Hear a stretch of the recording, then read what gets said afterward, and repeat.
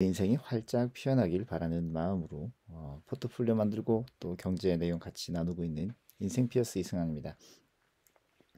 지난주에 미국에서 은행 하나가 파산한다고 증시가 많이 출렁였었는데요. 이번 위기는 리먼 브라더스 사태처럼 은행의 파산으로 인해 경제 전반에 안 좋은 영향을 미치지 않을까, 뭐 이런 영향이 그 사람들의 심리에 많이 끼쳐졌기 때문에 뭐 한번 쭉 떨어지긴 했는데요. 또 미국 정부도 뭐 처음 겪는 일이 아니다 보니까 빠르게 선제 대응해 가면서 증시의 하락이 빠르게 원위치로 회복해 나가는 형태를 띠고 있습니다. 마침 뭐 거기에 동조해서 스위스의 그 두 번째로 큰 은행 크레디트 스위스가 또 하룻밤 만에 증시가 30%씩 떨어지고 이런 난리가 있긴 했지만, 그래도 이런 문제가 전 세계를 덮을 것 같진 않다라는 게 중론인데요. 오늘은 그래프 먼저 보지 않고 경제 전망, 경제 그 정리와 함께 다시 한번 그 그래프를 보는 순서로 바꿔서 한번 해보겠습니다. 지난주 마감일 대비 다우존스만 0.16% 아주 미미하게 하락했고요. S&P 500이 1.43, 나스닥이 4.41% 이렇게 또 상승을 했습니다. 주간에 4% 상승하는 게 이것도 정상은 아니죠. 근데 지난주에도 또 상승을 좀 했었기 때문에 이게 빠른 상승이라 투자를 하시는 분들 입장에서는 굉장히 좋은 것 같고요.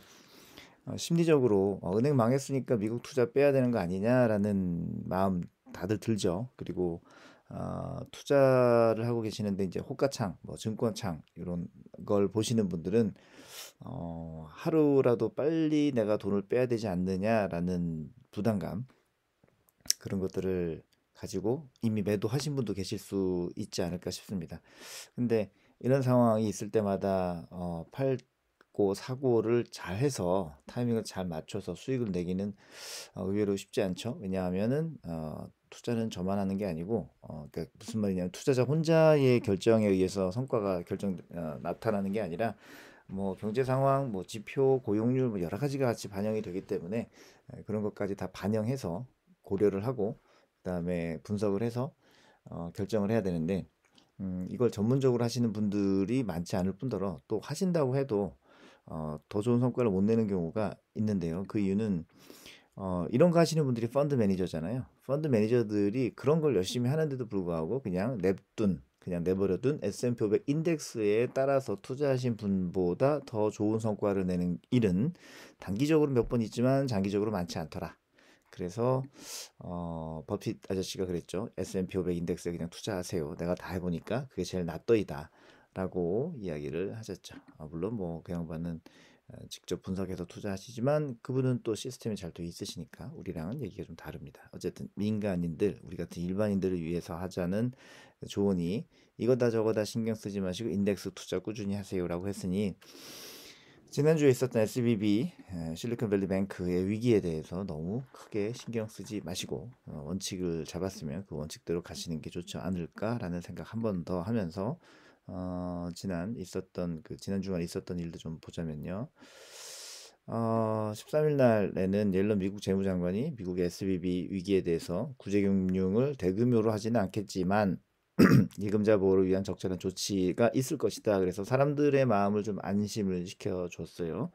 당국은 예금 안전 문제를 해결하기 위해서 특별법인을 설립하기 위해 노력하고 있고, 주말 동안 SBB와 합병할 은행을 찾고 있다라는 내용인데, 죄송합니다. 그 일각에서는 워렌 버핏이 구제금융을 좀 해주지 않을까, 뭐 이런 내용들도 주 후반부에는 나오고 그랬습니다. 어쨌든 적합한 인수자가 나타나지 않으면 이제 은행은 뭐 파산, 청산하는 것이죠. 한편 언론 보도에 따르면 예금자들은 단기적으로 예금의 50%까지는 지급받을 수 있다라고 하는데요. 이게 그 예금자 보호 한도를 이제 초과하고 있기 때문에 SVB 사태로 인한 위험을 통제할 수 있는지에 대해서 이제 우려를 하고 있어요. 적당히 해주지 왜 이렇게 많이 해줘? 사실은 이제 은행에서 대출이 나갔거나 또 예금을 맡겨놨거나 이런 것들이 다 증발돼 버리면, 예를 들어 이제 뱅크런이 발생했었던 때 같은 경우 내 저 돈 못 찾을 것 같아라고 해서 빨리 돈을 빼는 거잖아요. 이게 개인도 있지만 이제 법인들도 있겠죠. 그럼 법인들도 돈을 빼면 단위가 꽤 클 거란 말이에요. 법인들이 한 50%씩 손해를 보면서라도 그 돈을 빼려고 하는 상황이 되는 거죠. 이게 그 금융위기로 이어질 수 있는 것 아니겠느냐, 이런 걱정을 하고 있지만, 자, 결론은 그럴 가능성은 거의 없다. 걱정하지 마시고, 그냥 돈 잘 묻어 두시거나, SBB가 합병해서 그 총알을 충전한다. 이 무슨 말이냐면, 은행은 이제 여신이 있죠. 돈을 돌리는 거예요. 고객이 100만 원을 맡기면 한 8만 원 정도만 은행 금고에 넣어두고 나머지 92만 원은 계속 회전하는 상황이죠. 그래서 계속 그 은행에 항상 머물러 있는 자금을 가지고 고객의 이제 인출금에 대응하는 정도가 되는데, 요렇게 이제 은행이 정상화가 된다 그러면 SBB의 고객이 맡겼던 모든 돈을 다 그 은행에 줄 필요는 없고요. 은행이 어떻게 인수가 된다 그러면 이제 그런 인수한 은행에서 그 고객들이 찾아가는 돈들에 대해서 보존을 해주는 과정을 통해 그 은행이 살아나고 다시 정상적인 예금과 대출 업무가 이루어지겠죠. 그래서 뭐 제가 SBB에다가 뭐 100억을 맡겼다. 근데 한 번에 100억을 다 뺀다면 50% 손실이겠지만 은행이 SBB가 어딘가 인수돼서 그래서 다시 정상적으로 은행 업무를 한다면은 그러면은 이제 한꺼번에 미국이 50% 정도 정부가 50% 정도 보존해 주겠다라는 것을 넘어서 원래 내가 맡겼었던 돈에 대해서 그대로 다 뭐 재산권 행사할 수 있다. 이렇게 또 희망을 주는 거잖아요. 그래서 은행에 대해서 50%까지는 이제 지급해주면서 기업들의 파산이나 개인들의 신용 문제를 일으키지 않도록 보존해주면서도 이 은행을 어딘가가 이제 가져가라 이렇게 하고 있는 상황인 거죠. 이어서 이제 3월 14일에 바이든 미국 대통령이 미국인들의 은행 시스템 안정성을 신뢰할 수 있다. 걱정하지 마시라. 이렇게 얘기하시면서 시민들을 보호하기 위해 은행 규제를 강화할 것이다. 이렇게 강조를 했다고 합니다. 같은 날 지역은행과 온라인 중개업체인 찰스 슈왑에 대해서는 또 이제 우려가 좀 생기면서 주가가 하락하기도 했었다라고 하는데, 미국 2월 연준 조기 미국의 2월 뉴욕 연준 조사에 따르면 단기 인플레이션 기대치가 전월 대비 크게 둔화된 것으로 나타났다는 거죠. 그래서 인플레이션은 내려갔고, 자, 은행 문제가 터지면은 금리를 낮추면서 인플레이션이 올라갈 텐데 요거 해결 가능하다. 이런 걱정들은 북들어 매시라라고 메시지를 보낸 것 같습니다. 3월 15일에는 이제 소매 판매가 감소할 것으로도 예상이 되면서 금리 인상 폭이 크지 않을 것이다. 이런 이제 메시지도 좀 시장에 뿌리게 됐죠. 어쨌든 일희일비 부안해동하지 않고 일단 투자한 내용들이 그대로 가면 좋겠고, 우리가 최고점에서 돈을 빼거나 최저점에서 추가 투자를 들어가야만 하는 것은 아니거든요. 우리는 크게 흐름을 타고 움직이는 정도의 투자가 정신건강과 삶의 질에 큰 도움이 되지 않을까. 그래서 버핏 아저씨의 말을 들어야 되는데 손이 가죠. 마음이 갑니다. 요거 누르는 게 관건인 것 같아요. 자, 그래서 한 번 더 그래프 볼게요. S&P 500 얼마나 훌륭한가. 이 노란 그래프가 S&P 500이거든요. 약 15년의 기간 동안에 내가 넣었었던 돈이 한 5배 정도가 불어나게 돼요. 15년 동안에 한 5배 정도 불어난다고 하면은 이게 연간 몇 퍼센트냐? 연복리로 치면은 거의 10%에서 9%에 해당이 되는 투자 수익이죠. 그런데 투자를 하면 우리가 요 사이가 리먼 브라더스 사태거든요. 에, 1억을 넣어놨는데 조금 올라가는 듯 하다가 이게 반토막이 나는 경험을 하고 나면 사람이 화들짝 놀라죠. 그다음부터는 투자 시장에 발을 들여놓고 싶지 않은 상황이 펼쳐질 수도 있습니다. 그런데 현명한 투자자들은 그렇게 안 하겠죠. 여기다가 조금 더 투자를 하겠죠. 근데 이 현명하다는 거 어떻게 할 수 있죠? 이 증시가 언제까지 떨어질지, 그리고 언제 반등할지, 어느 정도의 시간이 되었을 때 내가 원금을 찾는지, 이런 생각들이 사람들의 발목을 많이 붙잡습니다. 잠깐 요 그래프 볼까요? S&P 500에서 내가 올라간 금액이 요즘 2007년 중후반 3, 4분기쯤이 가장 이제 높은 성과를 낸 때였는데, 사람들은 내 돈 원금을 내 돈이라고 생각하지 않고 불어난 돈까지를 내 돈이라고 생각하게 돼요.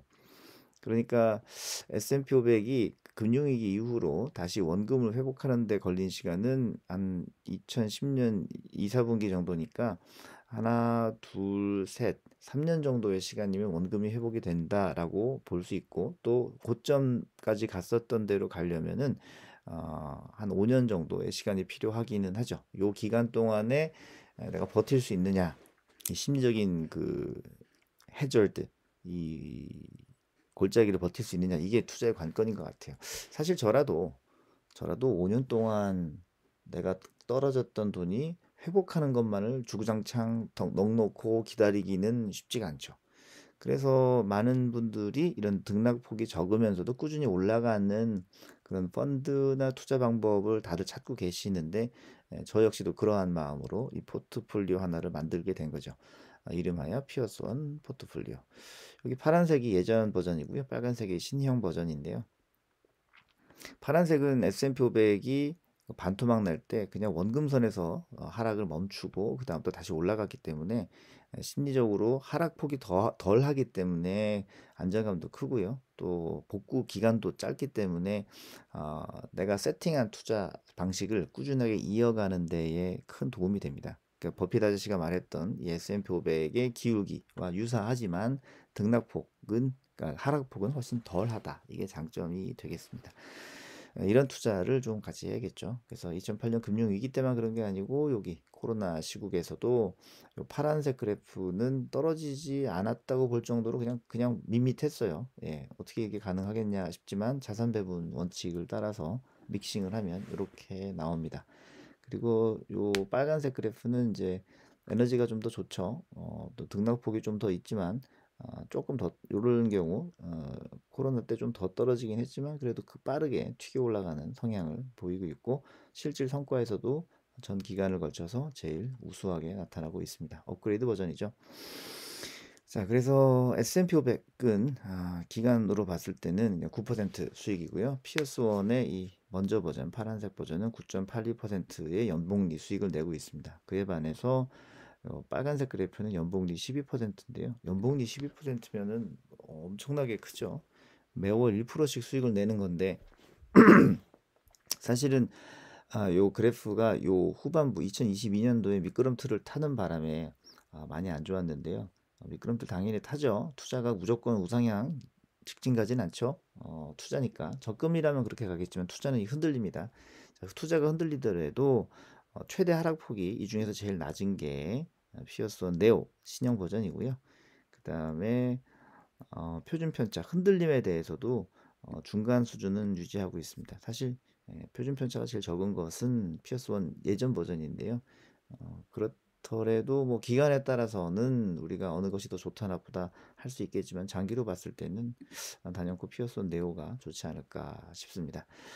1288일간 운용한 2023년 3월 17일 날짜로 연평균 수익률 5%대를 다시 회복했습니다. 이건 실계좌죠. 이거는 이제 모델링이고요. 실계좌는 이제 1288이니까 한 3년 정도 전에부터 시작을 해서 코로나를 다 겪어가면서 진행이 되었습니다.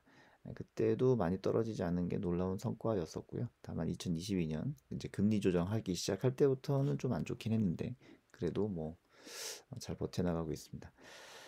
이것이 어떻게 될지 안다면은 뭐 주식을 얼마 더 넣고 채권 얼마 더 넣고 하겠지만 요거는 거의 그 쿼터리 그러니까 분기당 또는 반년 또는 1년에 한 번 정도씩 조정해 가면서 나가는 디자인이고요. 요 그래프는 쿼터리 분기당 조정이 리밸런싱을 해서 나가는 것이긴 한데 요거는 이제 상황에 따라서 조금씩 제가 개입할 때가 있긴 합니다.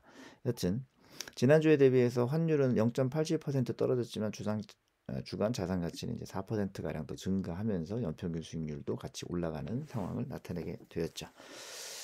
자, 이렇게 해서 여러분들과 함께 안정적으로 흔들림 없이 부만 내동하지 않고 투자할 수 있는 그런 인덱스 투자에 대해서 얘기 나누면서 S&P 500보다 조금 더 안전한 피어슨 포트폴리오에 대해서 같이 나눴고 그 성과도 나눴습니다. 조금만 공부하면 더 좋은 수익은 언제든지 가능하죠. 공부의 폭과 내 투자의 계획 그리고 무엇보다 내 마음을 잡아줄 수 있는 적절한 그런 투자 전략을 유지해가는 것이 참 중요한 시기 아니겠는가 싶고요. 이거는 뭐 인생 전 기간에 걸쳐서 해당되는 것 같습니다. 자, 한 주간도 건강하시고요. 다가오는 봄 날씨에 봄을 만끽하시되 환절기에 건강 주의하시기를 바랍니다. 다음 주에 뵙겠습니다. 감사합니다.